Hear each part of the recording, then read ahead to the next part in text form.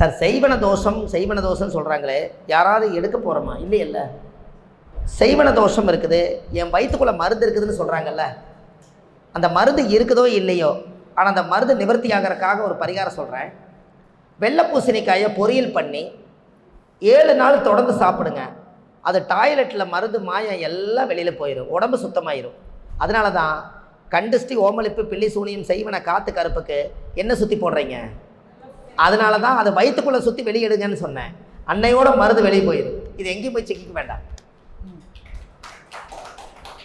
அதனால தான் அது ஏதோ ஒரு நோம்புன்னு வருமலங்கம்மா, 27 காய்கறி வச்சு அன்னைக்கு சாப்பிடாதவங்களாம் சாப்பிட்டோன்னு. என்ன அது? அந்த துவாதசி திதி அன்னைக்கு எல்லா காய்கறியும் வச்சு சாப்பிட்டு பண்ணுறாங்கல்லங்கம்மா. அன்னைக்கு இது சாப்பிட மாட்டேன், அது சாப்பிட மாட்டேன், எல்லா காய்கறி. அதில் பூசணிக்காயும் வருதுங்களா? அது ஏன் முன்னோர்கள் அந்த காலத்தில் வச்சாங்கன்னா, நீங்கள் என்ன வீட்டில் போய் சாப்பிட்டு வந்திருந்தாலும் அந்த பூசணிக்காய் அந்த பொரியலை சாப்பிடும்போது அந்த பூசணிக்காய் நம்மளுடைய மருந்து எங்கெங்கெல்லாம் வயிற்றுக்குள்ளே எங்கேயோ ஒரு பக்கத்தில் தெரியாமல் கொடுத்துருந்தாலும் அதை எல்லாத்தையும் வலித்து எடுத்துட்டு ஆசன வாய்வு மூலியமாக அது வெளியில் வந்துடும். அதுக்காக அந்த காலத்தில் பூசணிக்காயை பொரியல் பண்ணி சாப்பிடுங்கன்னு முன்னோர்கள் லேசாக சொல்லி வச்சாங்க. என்னங்கய்யா? எங்கேயாவது போனால் ஏன் ரசம்னு ஒன்று கண்டுபிடிச்சாங்க. அதில் என்ன இருக்குது?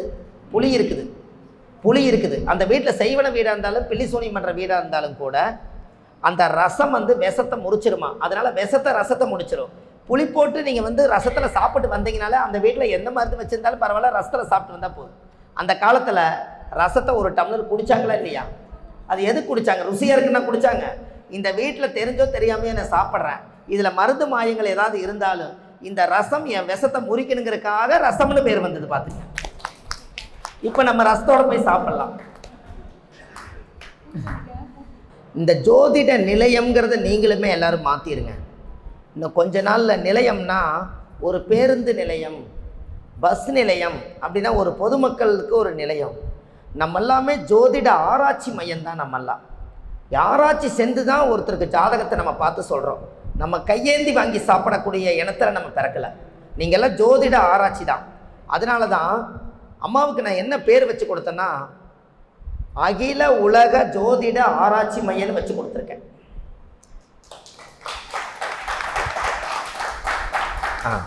அகில உலக ஜோதிட ஆராய்ச்சி மையம்.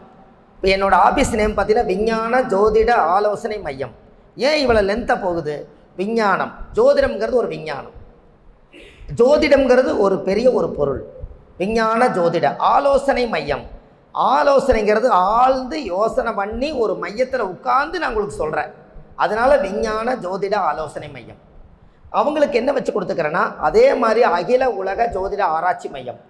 ஆராய்ச்சி நானே சொன்னேன், நீங்கள் ஒரு ஆராய்ச்சி மையமாட்ட இந்த மாதிரி ஒரு இடத்த பெருசாக பிடிச்சி ஒவ்வொரு ஜோதிடர்கள்கிட்டே ஒரு ஜோதிட புக்கு வாங்குங்க. 1000 ஜோதிடர் உங்களுக்கு தெரியும். 1000 புக்கு வாங்கி நீங்கள் நடத்துகிற இடத்துல ஒரு லைப்ரரி வைங்க. எல்லாத்துக்கும் இந்த ஜோதிடம் படித்து உலகத்தை கொண்டு போய் சேரட்டுன்னு அன்னைக்கே காசியில் சொல்லிட்டேன் அம்மாவுக்கு. ஒரு ஜோதிடர் ஒரு புக்கு கொடுத்தீங்கன்னா போதுமல்ல, 1000 புக்கு சேர்ந்துடும், என்றைக்கும் அழியாது. அது ஒரு லைப்ரரியாக இருக்குமா இருக்காதுங்களா?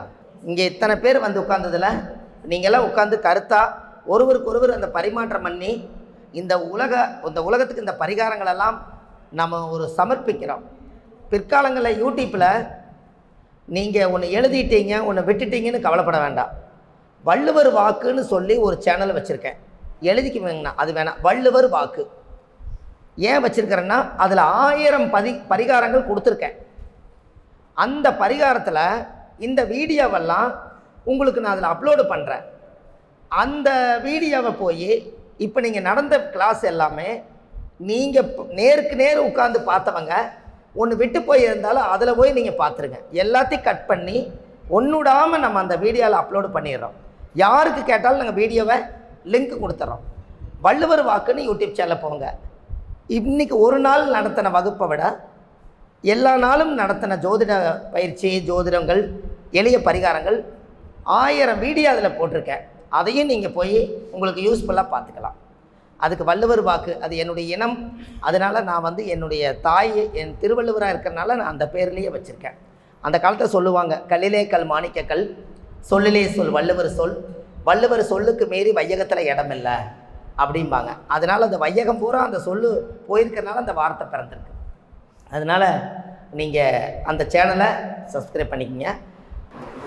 நம்ம அந்த குழந்தைக்கு சோறு ஊட்டுறக்கு குருவாயூரப்பன் கோயிலுக்கு போய் ஊட்டிட்டு வாங்கன்னு சொல்கிறாங்க இல்லையா? அது என்ன காரணங்க ஐயா?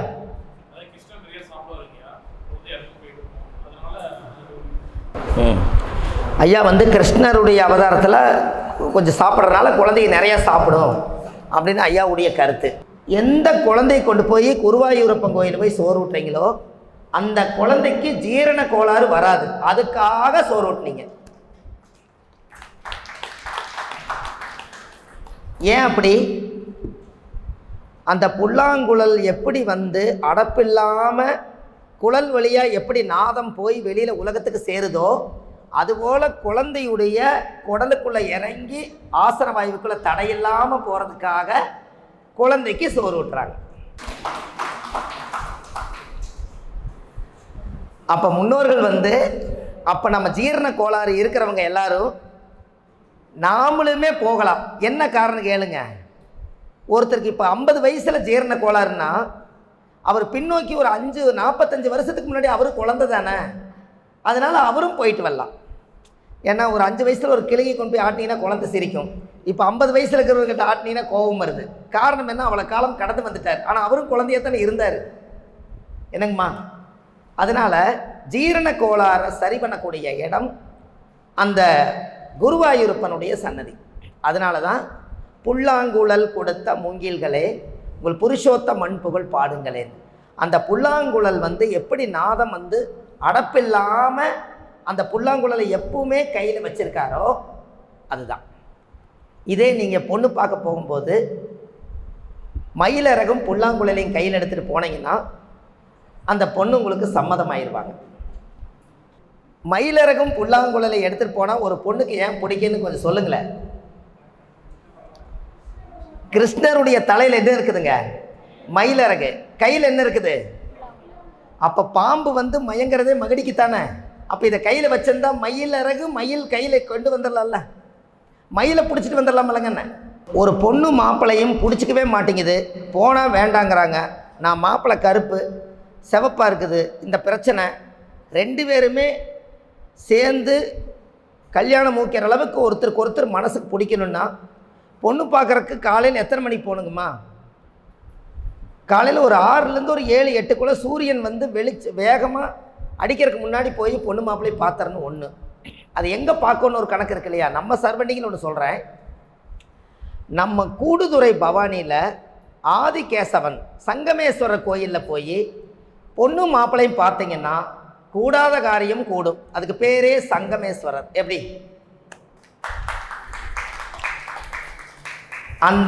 அந்த கூடுற அந்த இடத்துல தான் 2 நதியும் கூடுது. ஒரு நதி மட்டும் பூமிக்குள்ளே இருந்து உற்பத்தியாகி 3 நதியும் சேர்ந்து சுழண்டு ஒரு ஓம்னு ஒரு சங்கமத்தை சொல்லிட்டு அப்புறம் கிளம்புது நதி. அந்த இடத்துல கூடக்கூடிய ஆற்றல் அங்கே உண்டு.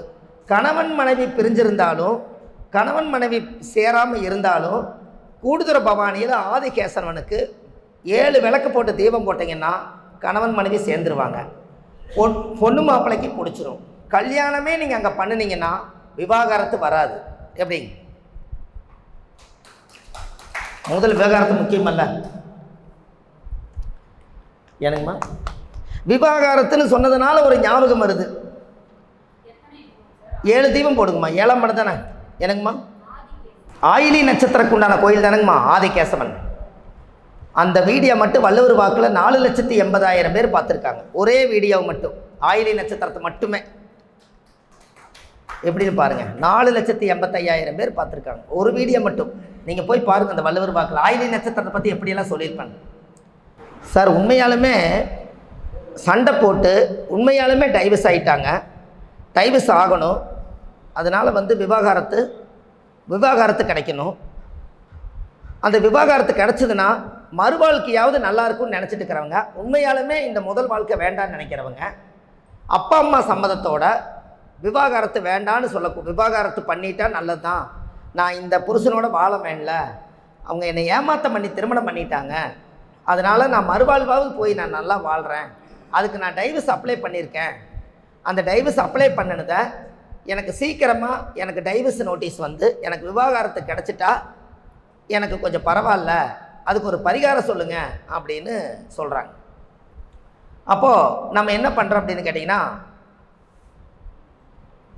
இந்த அவரைக்காய் செடி இருக்குல்லங்கம்மா, அவரைக்காய் செடி பார்த்துருப்பீங்கள்ல, ஒரு இத்தினூண்டு ஒரு செடி, ஆமாம் இருங்க சொல்லிக்கிறேன், ஒரு இத்தினூண்டு செடி அது எவ்வளவு தூரம் படர்ந்து போகுதுங்கம்மா, படர்ந்து போகுது. அந்த வேரை அந்த இடத்துல 7 விளக்கு பற்ற வச்சு அந்த அவரை வேற 7 தடவை சுற்றி, எனக்கு அந்த குடும்பத்தில் போய் பொழைக்கிறக்கு எனக்கு விருப்பம் இல்லை, ஆத்துமாத்தமே எங்கள் அப்பா அம்மா சம்மதத்தோடு தான் நான் இந்த விவாகரத்தை போட்டிருக்கேன், எனக்கு சீக்கிரமாக இந்த விவாகரத்து கிடச்சிருன்னு சொன்னால், அந்த தொடர்ந்து படர்ந்து வந்த கொடி அந்த அவரை வேற அத்து விட்டீங்கன்னா, அவரை வேற அத்து விடுங்க, அவரை வேற அத்து விடுங்க, சரியா போயிடும். என்னங்கம்மா என்னமோ சொல்ல போகிறீங்க அம்மா, புரியுதுங்களா? இத்தனை நாளாக அவரை ப்ளஸ் அவரை அந்த கொடியை அத்து விட்டுட்டு அதை நெருப்பு வச்சு கொளுத்திடுங்க. அது மறுபடியும் அது வந்து அதில் இருக்கிற அவரைக்காய் வந்து விதை மறுபடியும் ஊண்டி வந்துடக்கூடாதுல்ல, ஏன்னா நம்ம வேண்டாம் தான் சம்மதிக்கிறீங்க. அதனால் அந்த வேரை பிடிங்கி விட்டுருங்க. நம்ம குடும்பத்தில் இருந்து ஒரு தோசை நம்மளை விட்டு போயிடும். உங்களுக்கு ஒன்று தெரியுமா, எனக்கு துன்பமே தீர மாட்டேங்குது, துன்பமே தீர மாட்டேங்குதுன்னா தும்பச்செடி இருக்குது இல்லைங்கம்மா, அந்த தும்பச்செடியை பிடுங்கி ஒரு 7 முறை சுற்றி ஓடுற நதியில் விட்டுட்டு வாங்க, கொஞ்சம் துன்பம் குறையுமில்ல.